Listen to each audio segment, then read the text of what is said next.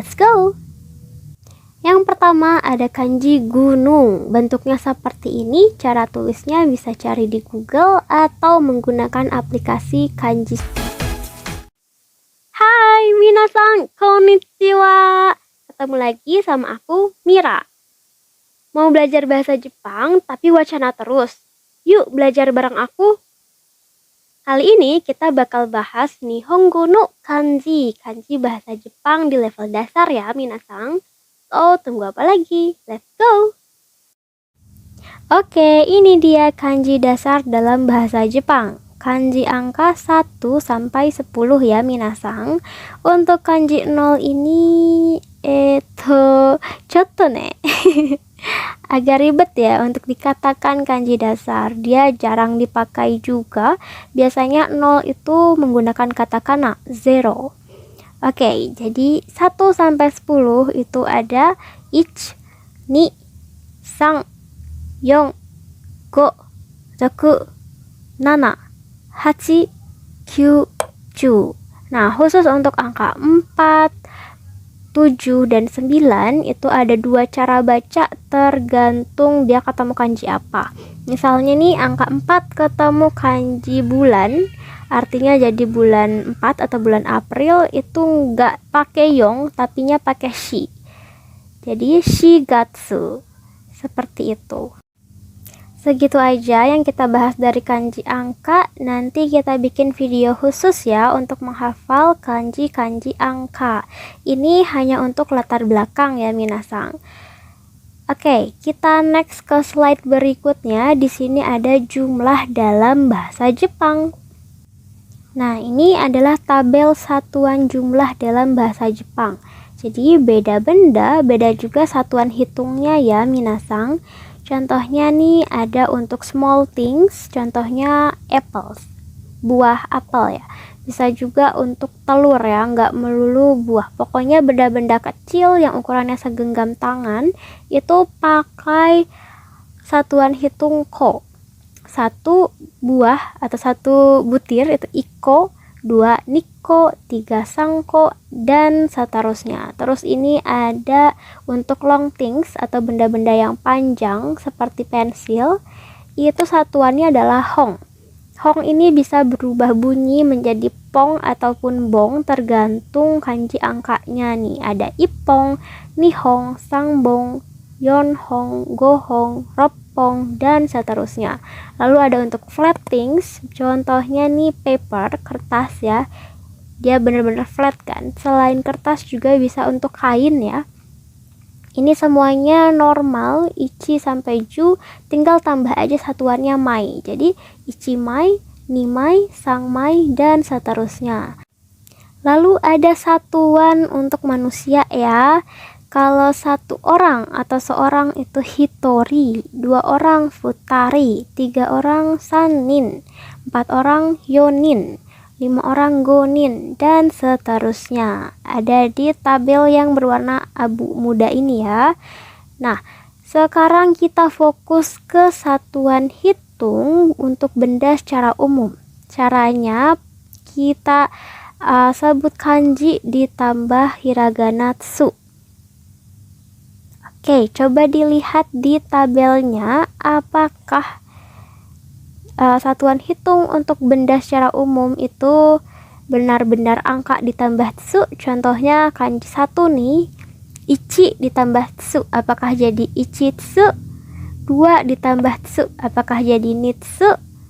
Beda ya minasan, coba dilihat di tabelnya. 1 buah itu hitotsu, 2 buah futatsu, 3 buah mitsu. Beda banget ya sama angka yang tadi kita pelajari. Angka 1 sampai 10 itu kan 1, 2, 3, 4, 5, 6, dan seterusnya. Sedangkan di tabel yang benda ini ada hitotsu, futatsu, mitsu, yotsu, itsutsu, dan seterusnya. Waduh, kenapa beda nih? Ada yang tahu nggak penyebabnya apa? Yang udah tahu keren banget nih. Coba tulis alasannya di kolom komentar ya. Untuk minasan yang belum tahu, ini dia alasannya. Pelafalannya berbeda karena kanji Jepang ini mempunyai 2 cara baca. Yang pertama adalah cara baca Jepang yang biasa kita sebut kunyomi. Biasanya digunakan jika kanji tersebut bertemu dengan hiragana atau partnernya bersama hiragana. Nah, cara baca yang kedua adalah cara baca Cina atau yang biasa disebut onyomi. Nah, onyomi ini digunakan jika kanji tersebut partneran dengan kanji lainnya.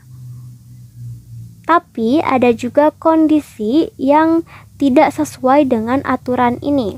Jadi ada kalanya nih, misalnya ada kanji ketemu dengan hiragana, tapi cara bacanya pakai yang cara baca Cina. Padahal di aturannya kan cara baca Cina itu digunakan jika kanjinya bertemu dengan kanji lain. Oke, jika ada kasus seperti ini, itu disebut tokubetsuna yomikata atau cara baca spesial. Nah, jadi karena kanji Jepang ini merupakan serapan dari kanji Mandarin, jadi jangan heran ya minasang kalau cara bacanya itu ada dua, cara baca Jepang atau kunyomi dan cara baca Cina atau onyomi. Dan satu kanji itu nggak hanya punya satu kunyomi dan satu onyomi loh. Misalnya kita lihat di contoh ini ya, ada kanji sang atau kanji 3. Dia punya 3 buah kunyomi. Ada mitsu, ada mi, dan mitsu. Onyominya hanya ada satu, yaitu sang. Waduh, kok ribet banget ya kanji Jepang? Cara bacanya aja ada banyak. Jangan dibawa ribet dulu minasang, dibawa santuy aja ya. Karena minasang nggak diwajibin tahu semua cara baca dalam satu kanji tersebut. Minasang cukup notice aja kosakata-kosakata apa yang sering dipakai dalam kanji tersebut. Jadi nggak perlu minasang harus hafal kanji ini kunyominya apa aja ya, onyominya apa aja ya. Gak perlu, minasang tinggal cari aja kosakata apa sih yang mengandung kanji tersebut dan sering digunakan. Nah, itulah yang harus dihafal. Terus nanti minasang bisa menganalisis ya. Kalau misalnya nih di kotoba ini dibacanya seperti ini, apakah dia termasuknya kunyomi atau onyomi? Itu kalau minasang mau ya. Kalau enggak maupun nggak harus tahu itu kunyomi atau onyomi. Dalam ujiannya pun nggak ditanyain tuh kunyomi dalam kanji ini adalah onyomi pada kanji tersebut adalah nggak ada soal yang seperti itu. Di ujian JLPT pun yang ditanya adalah misalnya nih ada kalimat, terus nanti ada kanji yang digaris bawahi, kanjinya pasti satu kosakata.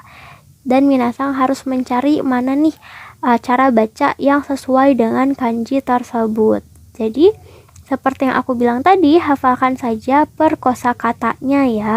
Gak usah notice mana onyomi, mana kunyomi, harus hafal kunyomi, onyomi, enggak sedetail itu. Tenang aja ya minasang. Oke, selain itu, cara yang kedua adalah minasang harus mensugestikan diri bahwa kanji Jepang itu mudah dan kamu pasti bisa menaklukkannya. Kalau kamu udah relax dari awal dan udah menganggap itu gampang, biasanya belajarnya jadi lebih enjoy deh. Yuk langsung aja kita implementasiin pada 5 kanji yang akan kita bahas berikut ini. Let's go! Yang pertama ada kanji gunung. Bentuknya seperti ini, cara tulisnya bisa cari di Google atau menggunakan aplikasi Kanji Study atau aplikasi Jisho ya. Di sini ada kotoba. Kotoba itu artinya kosakata yang menggunakan kanji gunung ini. Jadi mengandung kanji gunung ya. Nih, di sini ada 3 kosakata. Yang pertama ada Yukiyama. Yukiyama, gunung bersalju. Terus ada Fuji-san. Fuji-san artinya gunung Fuji. Terakhir ada Kazan. Kazan artinya gunung berapi. Nah, di sini minasang udah gak bingung ya, kenapa ada warna merah dan warna hijau. Merah itu tandanya dia bunyi kunyomi, hijau itu bunyi onyomi. Kalau nggak ada warnanya, hitam semua, berarti itu tokubetsu na yomikata atau cara baca khusus. Nah, biar minasang lebih hafal, coba diimplementasikan pada kalimat. Buat kalimat sederhana menggunakan cara baca kanji tersebut. Misalnya, ini kanji gunung sendiri dibacanya yama. Jadi, watashi wa yama ni noborimasu. Watashi wa yama ni noborimasu. Saya akan mendaki gunung. Kalimat yang kedua, sore wa fujisan desu. Sore wa fujisan desu. Itu adalah gunung Fuji. Next, ada kanji sungai. Bentuknya seperti ini, masih simpel ya minasang. Contoh kotobanya ada ogawa, ogawa, sungai besar. Lalu ada kaseng, kaseng, artinya sungai. Dan ada kawashimo, kawashimo, artinya hilir. Nah, untuk menyebutkan nama sungai, itu biasanya dibacanya gawa ya minasang. Misalnya sungai Cikapundung, berarti Cikapundung gawa. Seperti itu. Nah, di sini kunyomi-nya bisa kawa, bisa juga gawa. Onyomi-nya seng. Biar lebih hafal, kita buat kalimat sederhana ya. Yang pertama, Mississippi gawa wa ogawa desu. Mississippi gawa wa ogawa desu. Sungai Mississippi adalah sungai besar. Yang kedua, Amazon wa kaseng desu. Amazon wa kaseng desu. Amazon adalah sungai. Selanjutnya ada kanji sawah. Bentuknya seperti ini ya. Maksudnya ini kotak-kotak petakan sawah. Contoh kotobanya ada Tanaka-san. Tanaka-san artinya itu nama orang ya. Biasanya marga orang Jepang itu Tanaka, Tuan Tanaka. Di sini ada Yudeng. Yudeng artinya ladang minyak. Terakhir ada Yamada-san. Yamada-san. Oke, jadi di sini ketahuan deh. Cara baca kunyominya bisa ta, bisa juga da. Onyominya deng. Oke, langsung aja ke contoh kalimat sederhananya. Itu ada kochira wa Tanaka-san desu. Kochira wa Tanaka-san desu. Ini adalah Tuan Tanaka. Kalimat kedua, Yudeng wa doko desu ka? Yudeng wa doko desu ka? Ladang minyak ada di mana ya? Next ada kanji matahari atau hari. Bentuknya seperti ini. Contoh kotobanya bisa nichiyobi, nichiyobi, hari Minggu. Jadi dalam satu kosakata ini aja cara bacanya beda ya. Yang depan dibaca onyomi, yang belakang dibaca kunyomi. Jadinya nichiyobi, hari Minggu. Lalu ada hongjitsu.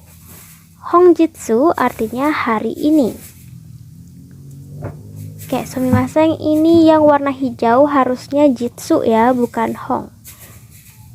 Lalu yang ketiga ada nihong. Nihong artinya Jepang. Nah, dia warnanya hitam semua karena ni di sini nggak termasuk kunyomi, nggak termasuk juga onyomi ya. Nah, di sini kalau minasang perhatikan, kanji hongjitsu dan nihong ini terdiri dari dua kanji yang sama. Cuman posisinya aja yang ditukar. Jadi hati-hati ya, kalau ditukar cara bacanya berbeda. Yang tetap hanya kanji hong ini aja ya. Di belakang dibacanya hong, di depan pun tetap dibacanya hong. Ada hongjitsu dan ada nihong. Oke, contoh kalimatnya. Nichiyobi wa yasumi desu. Nichiyobi wa yasumi desu.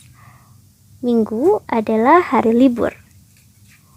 Next ada watashi wa nihon e ikitai desu. Watashi wa nihon e ikitai desu. Saya ingin pergi ke Jepang. Terakhir ada kanji bulan, bentuknya seperti ini. Kotobanya ada tsukizuki, tsukizuki setiap bulan, shigatsu, shigatsu bulan April atau bulan keempat. Terakhir ada getsuyobi, getsuyobi hari Senin. Oke, jadi hati-hati ya, kanji ini bisa dibaca gatsu, bisa juga getsu. Jadi dihafalin aja kosakatanya. Dia katamu kanji 4 dibacanya jadi gatsu, shigatsu. Tapi kalau katamu kanji hari, yobi, dia dibacanya getsu, getsu yobi, Senin. Oke, jadi di sini teman-teman udah bisa lihat sendiri ya. Kunyominya itu tsuki, onyominya gatsu dan getsu. Contoh kalimatnya ada tsukizuki kyuryo o moraimasu. Tsukizuki kyuryo o moraimasu.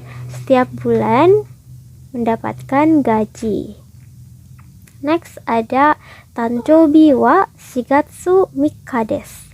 Tanjoubi wa shigatsu mikka desu. Ulang tahun saya tanggal 3 bulan April.